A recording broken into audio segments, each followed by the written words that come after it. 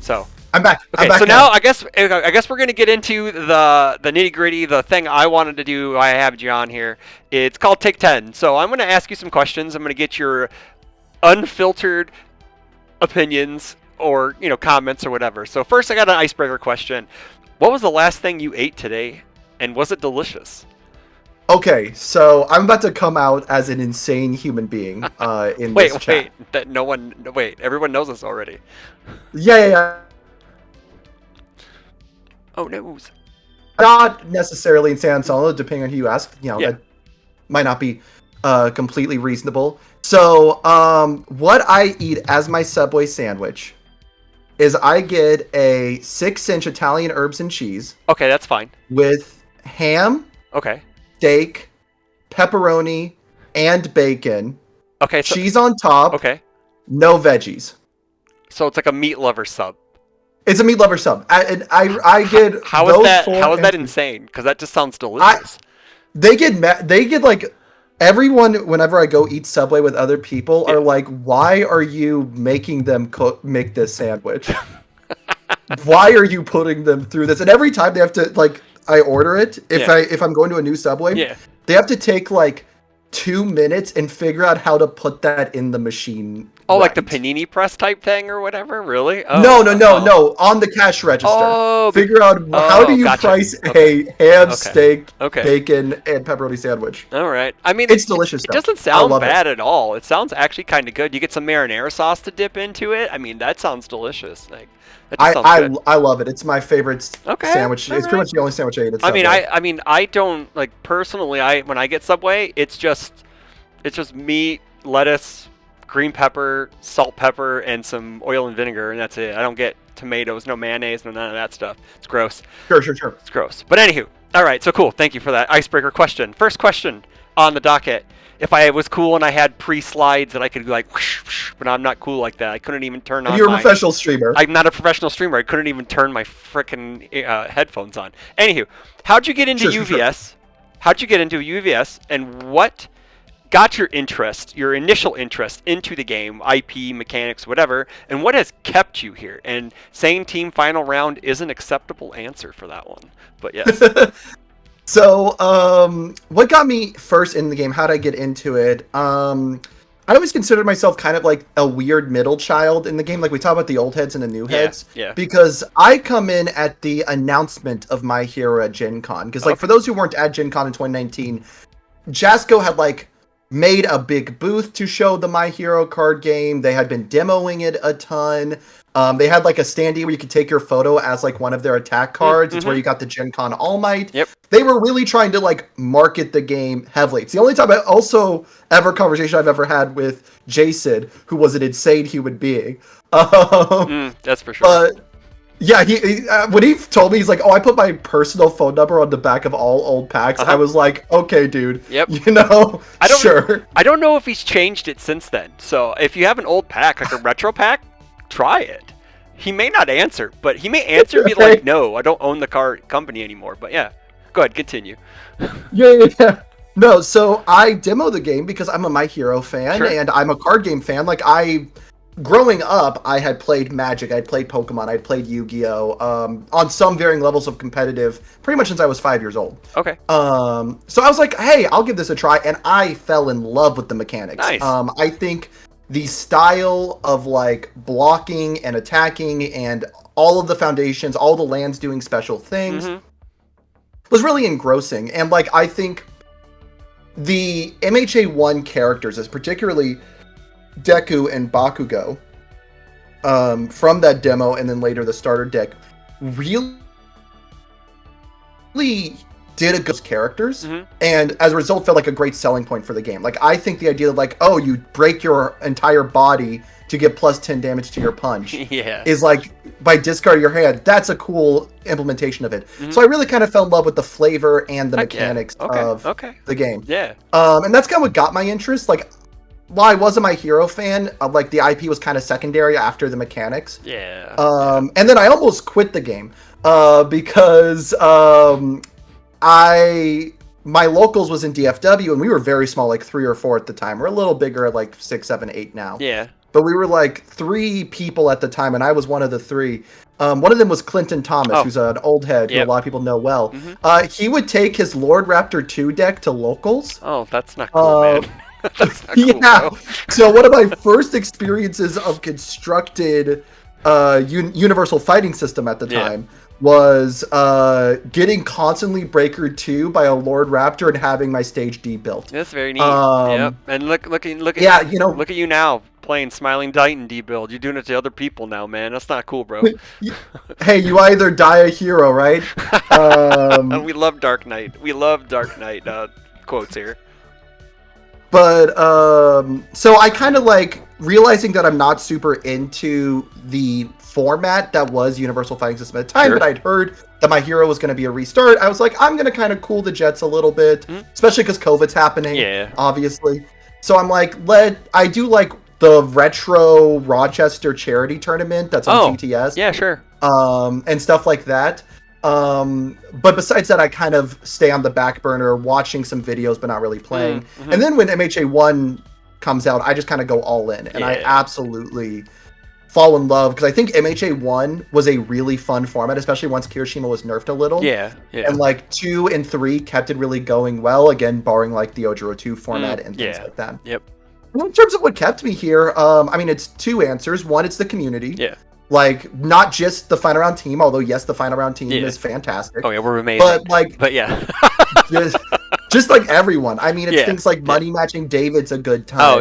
The podcast I'm doing now with Broberg and Keith. In fact, one of the things that really sold me on this community and on this game was the fact that, like, starting out in my first year or 2, I could go to the Shameless Discord and I could say, hey, I need some help with this deck, and a world champion would respond to me with like, hey, definitely. Here's what I think's good, here's what I think's bad deck. Like, the fact that, having come from like a Yu-Gi-Oh background, the talking to Pack TCG or Joshua Schmidt, these top level players, is kind of unreasonable because the game is so big. You can't really expect that as like a normal player. Here, Broberg, Tim Keefe, Garrett Brett, all of these like top level players will just kind of talk to anyone who shows up to them. I mean, they're all insanely approachable. We're a small enough community that they're not getting like bombarded with people asking them things. They're kind of just treated as other members of the community. And I think that's great. Like, I think it allows me to really feel like I could get engrossed and involved in the game. So I think that's like the first thing. And then the other reason I stuck with it is I got good at the game. Like, quite frankly, you know, I mean, you were good enough. You were good enough to get finals at a regional out of sideboard, man. It was top 4. Top 4? Yes. Sorry, top 4. Sorry, my bad. Oh, it's right, because Justin Martin lost to Andrew. Yeah, that's right. It was top 4. But hey, still no sideboard. And I got top 8 in the world. I'm feeling pretty good right now. Yeah, I know. You are our golden child right now for team final round. You're the golden child. So, all right. So cool. Moving on. Your favorite symbol. It doesn't have to be current. It could be of all time. And why is that your favorite symbol? Is it mechanics? Is it just the characters that are available? Let the people know. I will give you historical and current. Okay, historically, good symbol. I love free building. I love free building, and I love drawing cards. And in MHA 1, those were the 2 things a good symbol did. It drew card, like Back Alley Haymaker. Draw a card, build a foundation. We missed the UVS games. My God. UVS games, where's all my 3s at? The entirety of, or almost the entirety of MHA, I played good or Earth characters. I played like, until I got into Air Giro towards the end. Like, I did some All Might 3 at tournaments. I did a lot of Cementos, because Earth was funny as well, and they had a lot of the same cards. But like, I loved all the cards that were doing free building and all of that. So it was definitely good or kind of to a lesser extent Earth. I think they were very similar in the MHA era. And then in the modern era, in like what I'm playing now, it's the death symbol. I think the death symbol has a ton of cool tricks to it. I love cards like Invincible Body. I think like always cool cards that like force your opponent to find a way to out them or have a way to really extend into their turn. Are really fun. As these like emergency 1-trick buttons. And I love building boards where I have like 4 or 5 of these and say, you have to figure out how to play through two always cools and two invincible bodies, and if you can't do that, you are just losing the game. Yeah, like you like in the games that I've seen you play, like in testing and stuff, like you love to put the onus on the rival to have the answer, right? Like you're like, I have my game plan. My game plan is solid. It doesn't matter what deck it is, right? Like, because they're trying to do the over under on how many times Smiling Titan is in chat. They're like, how many times has Justin mentioned Smiling Titan tonight? So far, it's gonna be a lot. The over under is at 8.5 right now. So we'll see if we can get there. But no, like I saw like this last Friday when we were testing, it was just like your board was like super wide, and you had multiples of these damage resets, these damage like just lock damage in. You have all these different tricks, and your rival, I was one of them, didn't have the answers. It was just like, well, I guess like Zach got close, like he almost like turn 2'd you, but he drew all ground. You know, that Toga deck is just stupid and dumb. And but anywho, that's really cool because traditionally, those are two of my favorite symbols of all time, to be honest. It's the good symbol and the death symbol, just because, I mean, I just always have loved those symbols and what they kind of stand for. And then the life symbol, obviously, because I'm a dirty life symbol player, so I will always be a dirty life symbol player. I don't care.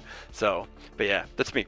Anywho, now number 3. I think I know the answer to this one. Is this just kind of like the softball question of the 10 or whatever? Marvel or DC, and why? Okay, you said you think you know the answer. What do you think my answer is going to be? It's actually DC. Someone would think it's Marvel, but I actually think it's DC. You're out of your mind. It's Marvel. Are you kidding me? Every day it's Marvel. Okay, so yeah. I believe it or not, this is the question that, like, when you told me what the question was going to be, this is what I've put the most thought into. Oh, cool. Awesome. Awesome. I love Marvel. And, like, comics-wise, I have always just vibed more with the more down-to-earth writing of the Marvel characters. The way I've always heard it described is like the Marvel characters are designed to be like humans fighting higher odds, whereas like DC is from the perspective of these superhuman godlike beings being icons that people can look up to, being paragons. I mean, that's Superman at their core. There are exceptions like Batman and things like that, but that's kind of the principle of them. And I like the Peter Parker. I like the like guy struggling to figure it out style of comics. And I think Marvel does that writing better and more consistently. And then when you go away from the comic books, Marvel's just beating DC in like every category at this current moment. I would say so. Let me rebuttal. Sure, I agree with you in all those points. But Batman stands above all. But Nightwing stands above Batman. So that's just me. I'm more of a Robin fan, whatever. But I mean, I think DC has them on animation though. Like the DC animated movies are actually really good. They're very good. What was the last DC animated movie you watched? It was Crisis on Infinite Earths. It was like 4 or 5 parts. That one was garbage. Well, I mean, they are like if you compare like DC has that stuff to what Marvel like currently Marvel's animation's actually gotten a lot better because so you watch Friendly Neighborhood Spider-Man? I just started watching that last night and it's freaking amazing. So it's so good. Okay. So yeah. Anywho, for nerding out, people are here to hear about you, not about us geeking out over comic books. By the way, your shirt is fantastic. That wasn't that I almost threw that in as a question. It's like, where do you get those wonderful shirts? But I don't want to out you, and like I don't want people knowing like where you get your style because you know no one can get my secret sauce. Exactly. So moving on, and you said you're an MHA fan, and it drew you into the game initially. But as of now, what is your favorite IP in the game currently? And it can be something that's coming out this year as well. If it's Turtles or whatever, sure, but whatever is in. Are you wanting to count retro stuff, or are you saying standard? If we count retro, the answer is probably Mega Man. I'm a big Mega Man fan. Okay. And that was like one of the ones that I was like, man, I get to play Mega Man in this game. That's going to be really cool. And I thought Mega Man was super mid in this game. Oh yeah. He was super mid. He was bad. Yeah, he was super bad. Yeah, he was not very good. So, and it sucks. We've had like 2 or 3 versions, and none of them are particularly great. Two was where Barrett Bryant kind of made his mark at Nationals the one year. He actually got, I think, top 4 with Mega Man 2, I want to say. It was huge. Like, it was like this guy came out of nowhere. And Mega Man 2, I think when he played a ranged attack, he could put Breaker 2 on it, I think. He's the Momo 2 character, Kinda, right? yeah, exactly, yeah. He was super Yeah. cool. And but yeah, other than that, they've been all kind of poopy. So. Anyway. But if I disregard retro and I said kind of what's currently in the game that I really like as an IP, the answer is probably Critical Role. But like that one's weird because I'm more of a fan of Dungeons and Dragons as an idea than necessarily specifically Critical Role. Like I do enjoy Legends of Vox Machina a lot. I'm sure I'm gonna love Mighty Nine when it comes out. But I really just like this world of Dungeons and Dragons. I think Critical Role did a really good job showing that world. I know, like Tim Keefe has been quoted like multiple times saying that it's nice to see they finally put like a fantasy IP into the game, because that's something that's super not as polarizing as anime or video games or fighting games. It's still niche, but it's still a wider net than fighting games, or I can't say anime because anime is huge, but like it's bigger than fighting games. So it's surprising they took them this long to do it, right?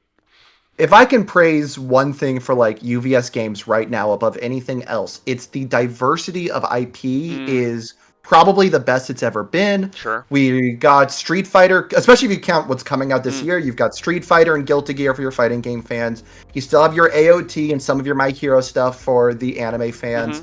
You've got oddballs like Lower Decks, and I'm a sucker for a good oddball IP every once in a while. And then you've got like Western animation in Critical Role and Teenage Mutant Ninja Turtles.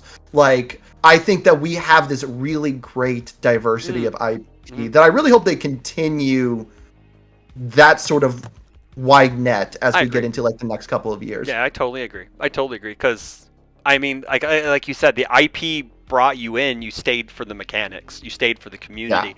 One of my locals, Tyler, I met him at a card shop, and I was just sitting there, and he's like, "What are you doing?" I'm like, "I'm demoing this game." He's like, "What is it?" "It has Mega Man." He sat down instantly, and I'm like, "We could get Mortal Kombat at some point." He's like, "Really?" And then he bought like 15 boxes of Mortal Kombat when it came out. So like the IP gets you in, and then you stay for everything else because the game is just that good, right? Like at its core, the game, like every meta has its ups and downs, right? Like we've been through some bad metas, we've been through a lot of good ones. It's just that the mechanics at general and the community will get you to stay. So it's kind of like Olive Garden. When you're here, you're family, So, and I do think like what you say to that in terms of like having different selling points. I think like when I see people like, we need more anime, we need this anime, we need this anime, I look at it and I go, from a business standpoint, how many more people did solo leveling bring into the game that AOT or My Hero was not already bringing in? Very true. And like, if you throw in like another anime like Sakamoto Days or something that's been big right now, I think that would be a cool character. Like, but it's not really bringing new audiences. Whereas like, I can go to some of my friends who might not be anime fans and go, "Hey, you guys like Street Fighter though, right? Or you guys like Teenage Mutant Ninja Turtles, right?" And kind of sell them through that. Yeah, for sure.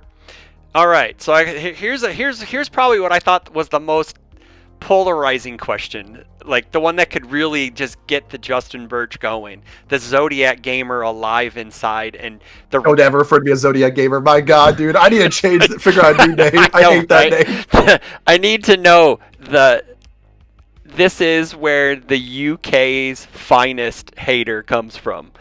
Do you think the monthly ban and errata list is actually doing its job properly currently? Do you think everyone has their opinion, but your opinion, is it doing its job? Okay. I think it's a much harder question than that. It is. I think it's the hardest question on the list, to be honest. So yeah. Because it doing its job insofar as like keeping the format somewhat reasonable. Correct.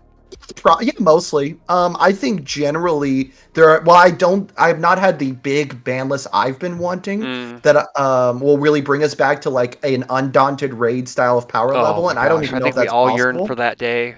Because Andrew Holder will come riding on a horse over the hill, and we look to the sun, and he will have the horse's Aurora Heme with him, and all the orcs will stare at him, and it'll just look beautiful. He'll be beautiful. But I do think like there have been incremental improvements. Correct. Like I think killing Mimic was a good thing. I think killing Recover Girl Before Worlds was a good thing. Yeah, that was. I think these have been good. I have a problem with I don't know if it's frequency is the right word or the scheduling of them, because we've done too many of these regionals and world events and nationals events in the first 2 weeks of the month, and said we're going to have every ban list the first Thursday of the month. Correct. Yeah. And like, as someone who, spoiler alert, sorry to any UVS Games employees watching, I'm mostly a singles buyer. That puts me in a weird position where I have to figure out a whole new deck that I may not have the cards for. And even if you're buying a good amount of sealed product, unless you are a multiple sealed cases type person who is getting a playset of everything, you just don't have a lot of time to get the new cards in there. Yeah, true. Do you think that if they moved it to instead of the beginning of the month, because like every all of our events, there's usually no. Our events are in the beginning to middle, right? Like I don't remember the last time we had an event like the very last weekend of the month, right? Like do you think if they moved it to the end of the month instead of at the beginning, we would get a better type, just better? I think either the regionals should be at the end of the month, or like we should be moving the ban list to like the third or fourth week of the month. Okay.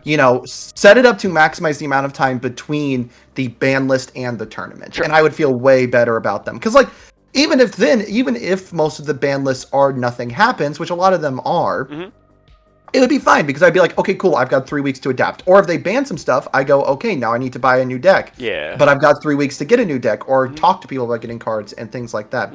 I think there just needs to be more spacing there. And I think if you solve that issue, I would generally, the ban list would not be flawless, because again, I want a nuke of a ban list. We all want that, to be honest, but yeah. I would feel better. Yeah, I get it.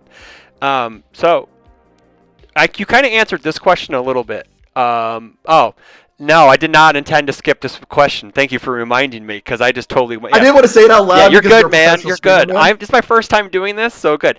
So we're going to go back up the number. We're going number 5. And what is your favorite mechanic, and why is it your favorite mechanic?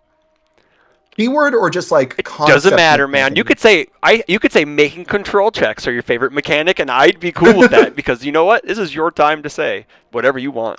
In terms of my favorite mechanic, at this exact moment, I've loved D-Build. I know you guys hate me for it. I know you guys hate playing against it every weekend. Oh yeah.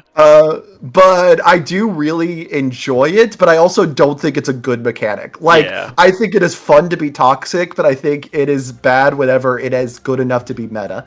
In terms of what I generally do like as a mechanic that I think is healthy for the game, I think decks dedicated to free building are generally healthy for the game. I think a deck that is trying to get to a large stage, as long as it's not doing unreasonable things like what a certain Granny was doing. Oh, sure. Yeah. I think free building is a very fun, cool, and interesting mechanic. Yeah. I think, like, for example, one of my favorite retro characters in concept is Johnny Cage. Oh, okay. Like, I think Johnny Cage building weird. Committed, it's very getting to go get a bunch of stuff. I think that's really cool. So that one probably would be like whenever there's a free build character that like also can play the game aggressively, I generally really like those characters or those deck styles. Okay. That's kind of like why I liked Ymir a lot at Worlds. Was just that ability to play, build, get this wide stage going, do a lot of aggro. Oh yeah, for sure. Yeah, I think that that's a thing that really brought me up to Ymir to begin with, is that fact that, well, one, she's really good, and then two, it's just that being able to build in the middle of your turn just seems like broken.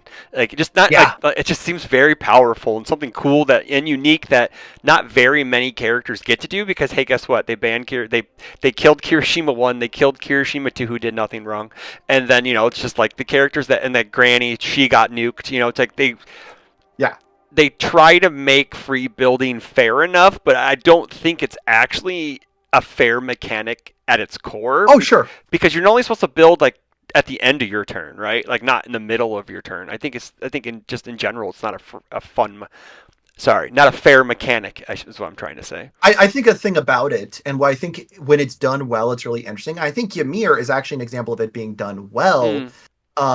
Because Ymir goes resource neutral because it's coming from her hand. Correct. I think like a very dangerous thing that happens.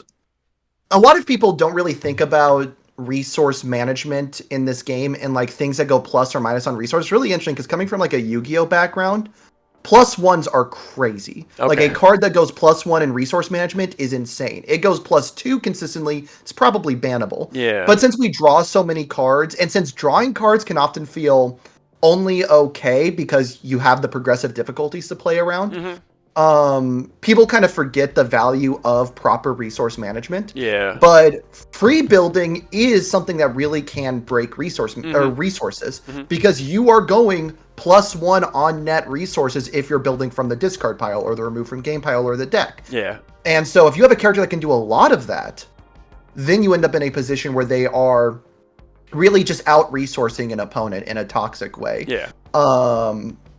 And like, again, when it's done well, I think it's really cool. I actually think right now you could reprint Kirishima 1.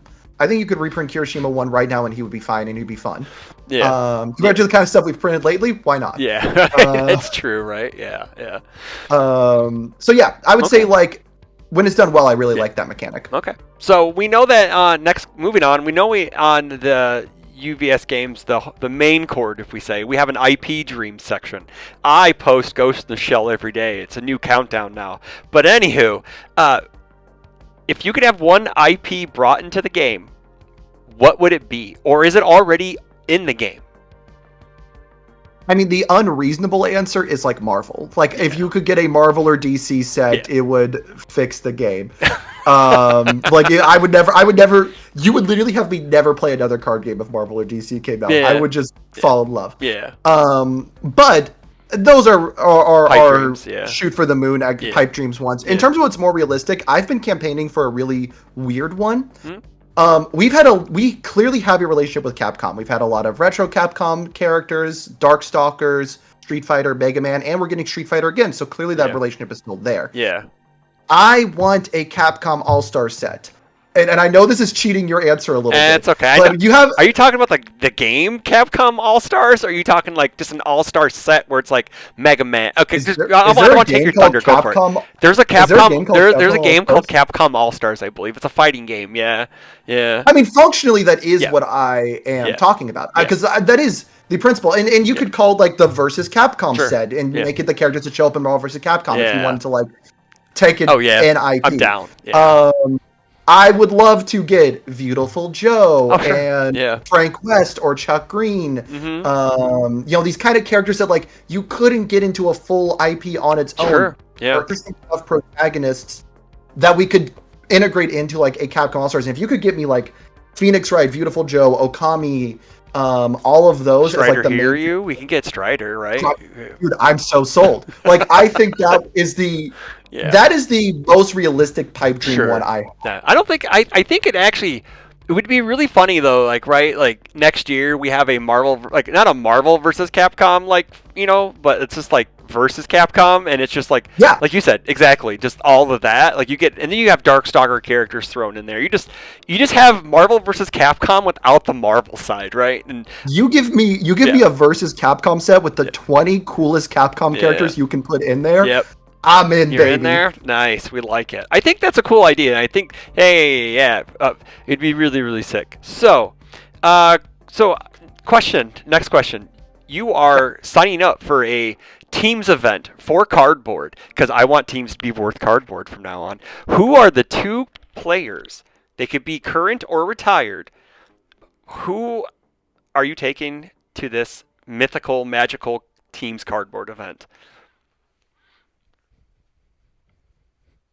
Okay, I don't want to cheat on this answer, but I think there's like one correct one for me. Sure. Okay, so let me actually say, like, I don't think it would just be I'm picking players because they're the best players. Sure. Because if it's for a team asset, I would want people I actually get along with and like as people to be on the card. Yeah. And I hate to abandon my final round buddies for this one because Zach or Zach and Josh would be great. Yeah. But I do a podcast with 2 world champions. I know you do. I know. So I would kind of want it to be Broberg and Tim Keith. I'm sorry. That's the objective answer. I would not blame you one bit. Seriously, like I definitely cannot hate you for that. Just because Tim and Kevin are on my Mount Rushmore. So why not? Like you have, I mean, sure, But if I could convince them to hop on for teams, they'd probably do it with one of the Rochester buddies. And I wouldn't blame them. Yeah. But if I could hop them to do the And sadly, we'd have to ditch William Godby, and I'm sorry, Will, if you're watching this. Well, technically, you could put him on the card because they did that with Brian in Badger Club. So there we go. That, yeah. So if we could get a 4-checks cast card by having a team where I'm the anchor and Tim Keefe and Kevin Broberg are carrying me, I'm in. All right, that's cool. I like that idea. So your current favorite deck right now, like. I know, I know you're known for the Giros. You're known for the Smiling Titans. You took Ymir to a top 8 Worlds finish. But currently, what's your favorite deck right now? And let's chit chat about it. What does it do? How's it? You don't have to bet. No way, chat. No bet rigging engaged here. But I was saying, what was your over? The over under was 8.5. I think we're at 4 right now. So I think we can at least. Well, I'm sorry. Depending on how many times I say its name in this answer, we are going to get to 12. Yeah. Because the answer's Smiling Titan. Yeah. Oh my God, Smiling Titan is still it. Okay, I gotta talk. This is my chance to get about this deck. It's just your time. It's your soapbox time for Smiling Titan. Go for it. Guys, Smiling is still it. Smiling is still in. I am having so much fun with that deck. I had gotten away from Smiling Titan after the ban list, and because I had thought that she couldn't pump out enough damage to handle these 7-handers that are going to outbuild her, and she's not going to pump out enough speed against some of the tankier decks, so when they get to a certain position they can start blocking Disney. I thought not getting both of those just meant she wasn't going to be doing enough. I was like, hey, there are enough characters to do +2/+2. Is it a character that has to do this much as a +4 worth it? And I think actually it wasn't at the end of AOT 1. I think it was not it. We were close at the start of AOT 2. Because AOT 2 introduces a 9/3 that is Colossus Titan's Destructive Power. It's a 7/13 that blows up 1, commits 1, and flips a ready. It basically answers potentially 3 foundations on their board, at least answers 2 on their board by the one you commit and the one you flip. So it already on its own answers a lot of board states. It also you can give it +5 speed and it becomes a 12 mid for 13, which is old school Smiling stats. Yeah. And old school. It's only been 6 months, man. Old school. I know. And it shifts into a foundation, allowing you to extend on further turns. And that foundation also says, if an unblocked attack deals damage, burn them for an extra 2, which does a couple of meaningful things for you. The biggest thing is it turns you, instead of being a +4 speed character, you're now a +4, and if you connect, you're basically a +4/+2 character, which is very close to old school Smiling. Yes, we're losing a little bit of damage still, but it kind of puts you back in that game plan. Sure. And not only that, but it also plays around some weird things because of the way it works. It's after it deals damage, burn them for an extra 2. And I haven't had this come up in a game yet, but I could definitely see it coming up. And I had one where it could have mattered because they had it up. Things like Airy, things like Titan Injection. Okay. Say if you would die, go to 1 instead. Yeah. Which were normally a problem for Smiling Titan, because Smiling Titan means that she has to play a whole nother attack to potentially kill you. And now, if you have that Burt's Devastation and you were killing them without it, you set them to 1 because they have to use the Airy. The Burt burns them for 2; they die anyway. So you now have ways to play around those lines, which I think is really cool. The final thing I think she got. Things that are on the stage that are foundational or assets were historically a problem for her. Things like your Cape of No Return, your Condescending Explanation, things like that. To the point where I was sideboarding, and I cited it in a ton, 4 copies of Intense Stare, which says discard X cards to commit a card in their stage of that many. And that didn't feel great because it was a 2/4 that you had to put a lot in to make that work. Now we have Tranquility of Death. Tranquility of Death is a 1/4 that says at the start of your combat phase, seal a card in your opponent's stage. Yes, they get to seal one of yours, but 90% of ours are defensive. The best things they're going to hit usually are a draw card, which is fine. We don't need to draw many cards usually. Maybe a League Invitation, which is still usually fine because we're then just going to use that stun on defense. And like a Bertolt's Devastation, the Shifted Foundation, or maybe a League interview, which like those can maybe matter. You do have to kind of think about those. Yeah. And if you get more than one Tranquility of Death, it really sucks for them because you get the 2 Tranquilities of Death. They have to decide, are we going to try to get one of your offensive things? Or we have to seal the other one. Yeah.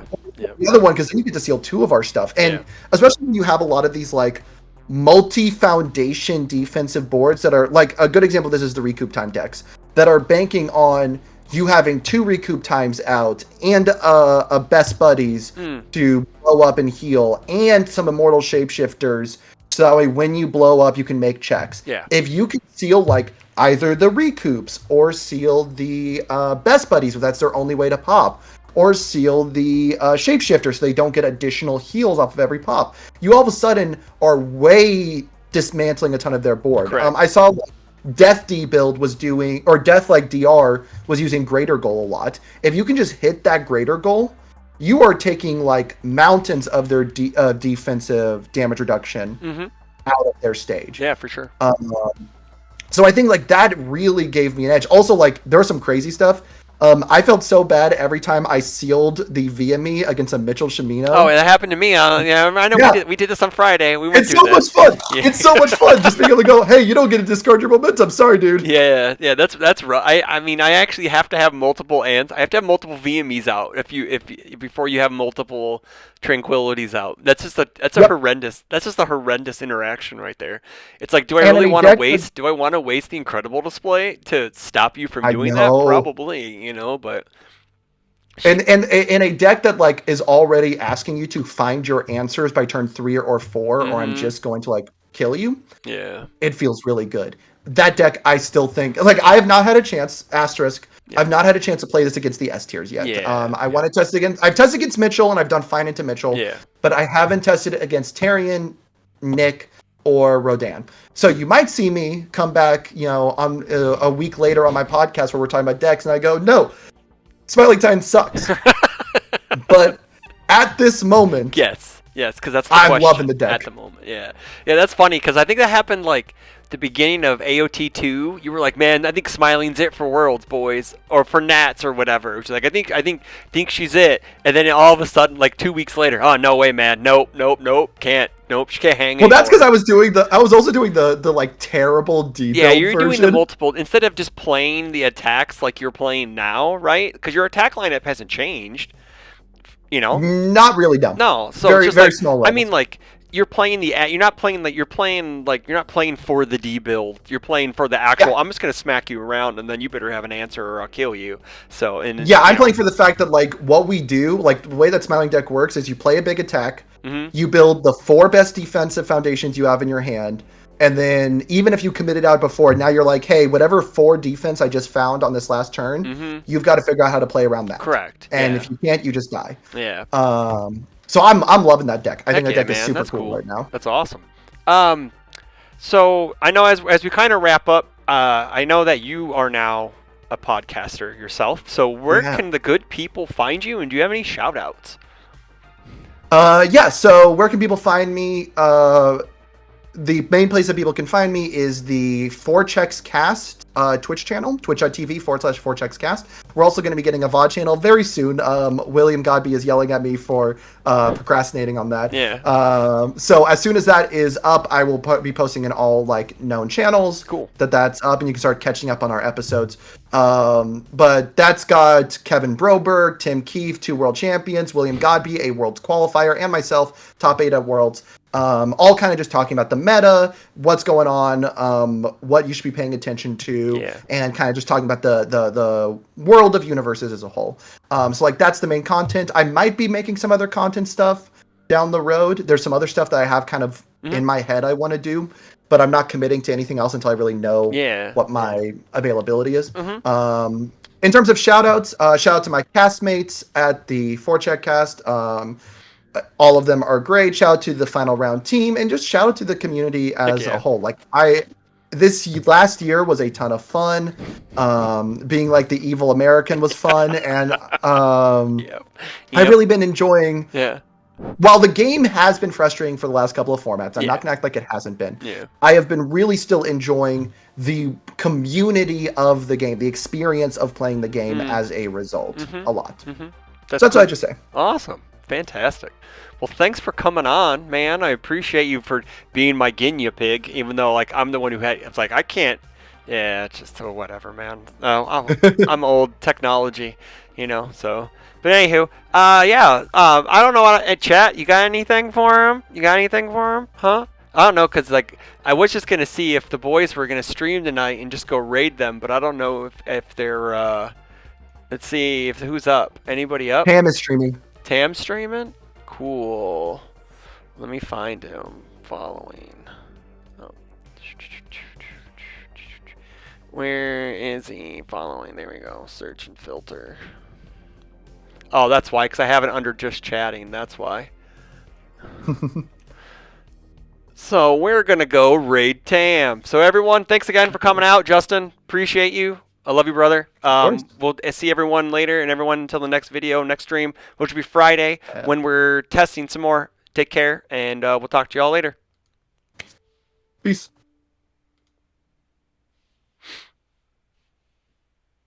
Heck yeah. Did you hit the end stream button? Not yet, but I will. Bye, everyone.